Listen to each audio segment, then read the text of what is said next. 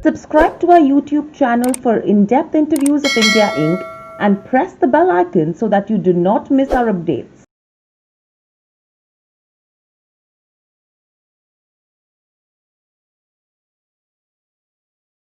Hello and welcome to Nirmal, ladies and gentlemen. I'm Hiral Dadia. We have with us Manish Singh, CIO at Crossbridge Capital, joining in. Welcome to the show, Manish, and it's a pleasure to have you as well.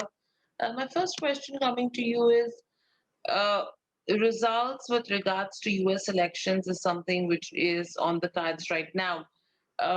Where is your permutation combination taking you? So my view, and I have written about this in my monthly newsletter as well, is that I believe that President Trump is getting reelected, and I know it's not a majority view, but all he has to do is just as well as last time, or even if he loses one state, let's say if he was to lose Pennsylvania, that's 20 electoral vote, he will still be at 283. I think he's winning Pennsylvania, but even if he was to lose one state, I think he gets it over 270. So I believe President Trump is getting reelected. And it's also on the basis of what the policies that he has followed. And if you look at the comparison between Vice President Biden and Trump, I mean, for an average American who looks at dollar in the pocket, you are better off with dollar in your pocket with President Trump than with Biden. So my belief he's going to win. I know it's not a majority view, and I'm as excited as anyone else about tonight's election. First time probably very excited about an American election in a long, long time, even though we none of us have a vote, but the implications are going to be huge for everyone. So if my view comes true and President Trump gets elected, you will see a big rally, because while the Democrats are for supporting and giving the stimulus, you will remember President Trump said 2 weeks ago, go big or go home in terms of Mm, providing stimulus. So I think it'll be good for the market. absolutely. And then with this, do you think it's the stimulus package or something for which there could be support that could be given to Trump? Yeah, so there's only one scenario in which I think the thing doesn't work very well, and that is with Biden in the White House and the Republicans in the Senate, because Republicans in the Senate are not going to write a check bigger than half a trillion, as they have done few times, in last 2 or 3 weeks, and only under pressure from President Trump, the Republicans in the Senate were looking to go higher on that. So if President Trump is not elected and Republicans retain the House, then that's a negative scenario. Mm, Even then, I would say that negative scenario probably is not going to last beyond a month or two, because the feeling within the policymakers, on both sides in America, is that you have to support the economy and you have to provide all the support that they can mm, get. But also, what I would say, Hiral, is more important is, and I wrote that last week in my newsletter, that if you look at based on current evidence, if you look at what's happened in the market, the three best performing sector for Obama in 8 years were consumer discretionary, healthcare, mm, and tech. And it's the same three sectors which have done well for President Trump. What does that tell you? That the person in the White House is not as powerful for the economy, or as impactful as it's the person in the Eccles building, which is the mm, Federal Reserve chairman. And this just comes down to where the rates are, where the monetary policy are. Monetary policy has been the biggest driver over last 12 years at least. mm. And that is not going to change, because Fed has told us they're not going to raise rates for at least 3 years. So I think irrespective of what happens in the election, the markets will be fine, because there's a consensus they're going to provide stimulus, maybe smaller for Republican Senate, but the Federal Reserve is just there to stand and just do whatever it has to do, as ECB is doing in Eurozone and Bank of England is doing in the UK. Right. So, what's your expectation out of the Fed at the upcoming policy meet? So Fed, did you say the US Fed? Yes. Yeah. See, they're not going to change anything. They are not going to change anything in the sense that they have tried to tell the market that we are going to keep the rates low. Mm, The risk is that if the reopening is better, I mean, let's say for a sake, obviously election is a big event. Election is out of the way. So mm, whoever wins, right? If Democrats win, then if you go back to President Trump's argument that Democrats have been very obstructive in not reopening states, and we're talking about Michigan and New York and various other things, and with President Biden in White House, they all cooperate and they play ball, then economy reopens and you have a really big growth. Same thing goes with Trump. I mean, if Trump gets Mm, reelected, how long are the states going to not cooperate with the president? Because remember, it's the U.S. is a federal structure. President Trump has wanted to do many things which he couldn't do because he cannot go and literally open a state unless mm, the governor of that state wants to reopen it. So I think that it was an electoral issue. It is a big electoral issue. With election out of the way, I would expect that there's going to be far more reconciliation because you cannot keep not cooperating, even though Mrs. Clinton hasn't accepted the mm. 2016 result, and that's her own prerogative. But I still think that there'll be more consensus. So my views are that you will see a better growth because they will cooperate. And this Mm. is on the back of big stimulus and near zero monetary policy. And that is all very bullish for risk assets. Right. So, with all of this, what's the kind of impact you're expecting on the bond deals and the currency in terms of the dollar from here on? So dollar is always a very interesting story because dollar versus what currency? We always have the same question. And if you look at the two big currencies, dollar euro, in my opinion, euro is going to get weaker. And the reason is very simple that eurozone is in a far worse scenario. Eurozone has much bigger debt and deficit and growth problem, and this is pre-COVID time. I mean, COVID obviously has hit growth, but the problems in Eurozone are not made by COVID. It just makes it worse. In the pre-COVID time, they didn't have growth. I mean, Italy hasn't grown for 10 years. France is a problem. Germany grows at 1%. Rest of Eurozone, very small growth. So I think dollar vis-a-vis euro will be stronger. Dollar vis-a-vis other currencies, I would say, with election out of the way, with uncertainty going away, the strength of the dollar is going to go down. With other currencies, I would expect the dollar to be either where it is or weaker vis-a-vis emerging market currencies, because if the growth accelerates in US, which I think it will, and that is supportive of risk assets, then there's no point for people to hide away in dollar away from emerging market currencies. And on the back of growth, it should help emerging market currencies as well. And let's not forget, China is having robust growth. I mean, China, you don't have cases. People are not locking down. I mean, I've spoken to people from Beijing and Shanghai, they are enjoying a normal life, and they have been doing this for a few months now. So that economy is growing, and they are doing very well. They are getting bigger and bigger, and that'll play a part. So if the growth comes back in US and growth is there in China, two big economies, and the others are providing stimulus for their own economy and people, and debt and deficit is a problem for later on, you have numbers that is going to be looking good for consumers. I mean, we may not feel positive about it. If you're locked up, you don't feel positive, but you're going to see that in earnings, as you have seen in the US. And tech stocks, which have largely benefited from lockdown, may see less of a benefit, but the tech is more a long-term structural story. I mean, you're not going to go back to not ordering online or not doing things online. It's something that you have seen a massive 10-year, I would say 10-year advancement or leap in how people will behave and how people will buy and consume, and that is not going to change. So the only thing which destroys this market, in my opinion, is if the bond yields rise too fast, Mm. too quickly. If that happens, then tech is hammered properly. But then when it's hammered, you go and buy because tech is not going away. That's a structural long-term story. Right.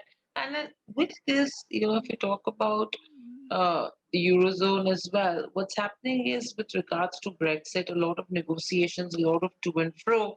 What's your anticipation on that front, and how do you think it'll impact the markets? So my view on Brexit has been very clear from the beginning that there will be a deal. And the reason I say that is that it is not because UK wants to have a deal or UK benefits. I think EU benefits a lot as well. So it's a mutually agreeable deal. But given these negotiations are being carried out in public eye, and there's politics involved in it, President Macron cannot just give the fishing away or not protect the fishing rights of the northern France, because then he will get hammered in the election in 2022 by Le Pen. So I think this is all very public argument and discussions going on behind the scenes. I think they understand, Eurozone understands that not having a deal or not having a trade relationship with UK is not going to help them. It will not help UK, but it is not going to help you either. And the reason things happen if one side benefits, and there is no benefit if by not doing this deal. So it's just game theory. Somebody has to benefit for that outcome to happen. But here both sides are going to lose, and that is not acceptable to either side. Now, given that this is a public discussion, there may not be like a big sign off on a deal, but when is no deal not a no deal? When there are Mm, two other side deals. So I still think and I strongly believe that there will be a deal signed up. If not, any of the scenario it is not done, then there'll be plenty of deals alongside done to mm, still stabilize and carry on before they go do a marquee deal somewhere down the line, or maybe not do it and continue with many deals on the side, because that's how EU works. They have to show to their own people that you cannot leave and you cannot have better arrangement. The UK's deal with Japan is better than the deal UK mm. had with Japan when they were in EU. The signs are you will have better and better deal for the UK. Right. So with this, Manish, what's the kind of move are you expecting over the next 3 to 6 months in the US as well as European markets? Because right now, if you go to see from March lows, we have seen a good up move. Yeah. Yes, there have been some hiccups in between, but those are marginal corrections that we've seen. Are you expecting this directional up move to continue from here on, taking valuations into consideration as well? Absolutely. I think absolutely the markets are going to be higher, not just by the end of the year, but even in Q1 as well. And for Mm, all the reasons I have just mentioned, is that mm, obviously you're right that the recent sell-off that we have seen, around 10% sell-off we saw in October in various markets, it was just jittery market not taking a position before US mm, election. A lot of these will be bought back. Same in Eurozone. I mean, look at in Eurozone, you mentioned about Euro stocks. Let's say we're talking about the Euro Marquee Index. mm, One thing people forget is that the concentration of financial stocks in Euro Stocks Index has been coming down. At one point, it used to be almost 18% or 20% of the index. Now that is mm, down to less than 5%. You have tech stocks going into the index. So Euro stocks, which is suffering and which has suffered from 2008 onward because of large concentration of banks like Deutsche Bank, SocGen, and others. Only very mm. few banks remain in Euro stocks index, and consumer name, tech name, SAP, RD, and all the other names that are in the index are getting bigger and bigger. That helps Eurozone. Now, the second is that let's not forget that with rates at zero, with consumer getting money from the government and people getting money, yes, some parts of economy are hit. That's the retail sector and the holiday sector and other things we're talking about.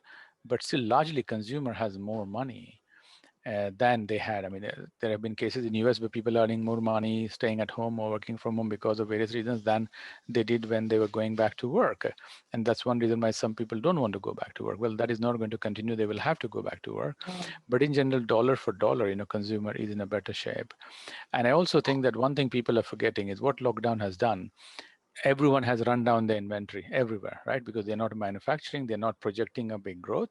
So when you do restocking of inventory, that itself is another layer of growth that is going to come up. Because Mm, if you are a retail garment manufacturer, you're not manufacturing anything new. You're trying to sell what you had. But when you think about, okay, this COVID virus is gone, we are back into secular growth story. What do? You anticipate growth. You not only manufacture what you want to sell, you also restock your inventory. So I think mm. that layer is going to come up. So I have a very positive view on economy, very positive view on growth. And the risk element, as I said, will be that if it is too positive and the bond yield rises, then you'll have a big crash on the tech sector. Growth stocks, cyclical stocks are going to do well, but that is again going to be temporary story because people will readjust to it and they'll start buying things from there. Right. So with this, what are the FI view suggesting with regards to the Indian markets taking the emerging market story into consideration versus the developed? So I would say that, from what I am seeing, people are definitely not. I mean, emerging market is being completely like there's nothing called BRICS, because it's not either. Even the index is BRICS, but Mm, every country in this is very different, and that's what it has shown. People are taking a very different view on individual countries and appraising them for what the government policies there are going to be. The thing to be said about India is that, yes, I mean, we have all the issues and all the problems that people talk about, but you still have a large economy, large consumer economy, which has to grow. And you have a government, which wants to help. I mean, we may have not got things correct in many ways, and I'm critical of many things the finance minister has done, but largely, I'm very supportive and positive in what is going to happen and how things are going to evolve in India. Barring a war or anything, I don't see that the India long story derails. And anything that happens on the US side, growth story, the Eurozone or UK growth story when it comes, all these are going to be positive. Now it is up to Indian government and Indian businesses largely to see how much they want to take advantage of. China is a massive bull story and massive growth story, in my opinion. You're going to see re-rating of Chinese stocks everywhere. The P of Chinese stocks are going to keep rising. The P of Eurozone and US is going to keep falling because the growth story is in China. It's now up to India and rest of the market to see what they make out of it. But in general, I would say that the growth definitely is going to come much from emerging market than it is going to come from Europe. Europe, very small Mm, growth. US maybe 2% growth. But if you look at if you're an asset allocator and you're getting no return in Eurozone and rates are zero and things are not moving up, I mean, your 10-year Greek bond is yielding zero point 0.8 or zero mm, point 0.9. I mean, who's going to put money for 10 year in Greece for zero point 0.8? You would rather go and put money in India or in China or other markets, mm, where you're mm, not only going to get better yield, but you're also going to possibly get a better growth. So vis-a-vis, if you compare to that positive story, but again, everything comes down to individual policy and how governments in respective country do their job. I think question marks about India remain, but given what the willingness of the government is, how to work, I think I feel positive. I mean, I have not a very large allocation to emerging markets because I'm more a developed market manager, and I think that the returns have speaks for itself. The returns have been much better in US over last 12 months or 24 months than other market, and I don't like to take too much volatility, but I do not have a bearish view on India as such. But one has to be very patient. It's not a market you go in and turn around in 3 months or 6 months and make your money. right. So, Manish, overall, now when we're talking, from the policy front as well, how are you expecting uh, the US money market movements, the debt market movements to impact the sovereign bond market in India? Because taking into consideration the last monetary policy that was announced by the RBI as well, the slew of measures that have been announced, it seems that the bond market participants are actually cherishing these measures. How would you actually club all of this, and how do you see the money market in India moving then? So I would expect that I would expect the capital to flow into India for sure. As I said, for yield preferences, if you look at Mm, what is going to happen to the yield, uh, I mean, one will be really foolish to have a lot of money in the U.S. bond market, and given where the yields are, where it's going to go in only one direction against you, and where the yields in other markets are going to narrow. So I think for patient capital, people who have long-term capital view, that mm, money is going to keep going in. I mean, I don't expect that money to move. What India has suffered in the past is from portfolio flow, where people come in for short term, take mm, the return, and then move out. I mean, the less of that you get in India, the better it is for India, because you do not want these portfolio flows. You do not want these tourists who come in for quick gains and then take the money away. We shouldn't rely on that. I mean, it should be driven more by domestic saving, domestic capital, mm, domestic pension fund, domestic LIC, domestic everything. They should be funding these long-term capital and locking in the gains. So any investor who is taking that view and taking a 5-year, 10-year view, absolutely they're going to keep bringing in the money, and the RBI gives them the confidence that that mm, is the right thing to do. And not only that, but even on global outlook, I mean, it makes no sense for you to locking in these money in Europe or Japan or anywhere else unless all you care about is safety. You don't want volatility and you just want your 0.5% return, which I don't think there are many investors who would like that. So on that basis, yeah, I think the flow should definitely be going more into the Indian market. right. And then with this, if you have to take the US-China trade war into consideration, do you see India as a beneficiary? See, I think from From strategic view, and I have expressed this view sometimes on Twitter as well and in my conversations as well. I wrote a piece almost 18 months, 2 years ago, where I said that US-China may be fighting now or having a proxy war, but in due course they will realize that they need each other. And just like two fighting corporations, they work with each other and they compete with each other. So I have a feeling that US and China will work well with each other in the sense that they know they need each other in the terms of markets and technology. The Chinese market is very valuable to US companies, and US technology is very valuable to China and Chinese companies. So like HL, Hindustan Lever and PNG, you exist and you compete in the market, you exist. I have a feeling that they will work with each other. Where I think strategically India could be making a mistake if India goes very much into pro-US camp, to the risk of completely, angering China that we are moving into US camp, which has never been Indian policy. Because if you go back last 50 or 60 years since independence, I think India has never been seen as they take side in a camp. I think that will be a wrong thing to do. India should be, yeah, even if India is moving into a club with Australia, Mm. US, I mean, it should be like, we are not a stooge, but we are there because we have some inherent benefits and we have some interest that we want to work together on, but it is not carte blanche or we sign up to the US bloc, because that will be a mistake in my opinion, because such a thing will not go down well with China or whoever. And you've seen this between look at US has found it very difficult to get Germany to align against China, because Germany sees Chinese market as important, and Germany knows that if they align against China and go with the US, then that's end of a lot of things that they're working with China. And China for itself is not there to do world domination. Of course, they see US as the biggest competitor and to the power shift away from that. But their sole focus has been their domestic market. I mean, they care about the 1.4 billion and getting them to grow more and do more in the teeth of opposition from the US. But it is not seeking to fight a war or something. I think that Indian policymakers have to be extremely careful not to be drawn into this US-China proxy war and only align based on shared interests. And I think that the interest should be economic. I think that the economic interest is the big interest. And once you do that, then you really don't have to take sides, because that's what China has said. If you grow, if you develop yourself as a strong economy, I mean, your interest becomes others' interest. They Mm. start aligning with you rather than somebody focusing, oh, come and align with me and we are going to rally against. I think that US and China will work very well as fighting or competing corporations work, and you will start seeing that in next 2 or 3 year times, and both economies and both countries are going to work with each other as two largest economy. Right. So, with all of this, very lastly, we've seen a lot of volatility with regards to crude, as well as if you talk about gold in the last couple of weeks, taking the dollar movement into consideration as well. What's your view on both of these?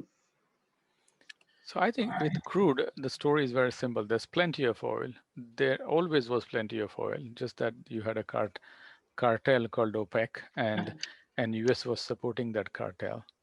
But what quantitative easing has done, and if there's anything good that came out of QE, it is the low oil prices. Because if it wasn't for QE, there would be no fracking, there would be no shale oil, there would not be excess supply of oil. So that cartel is broken, and like Humpty Dumpty, you can't put it back together. Mm. That cartel is gone.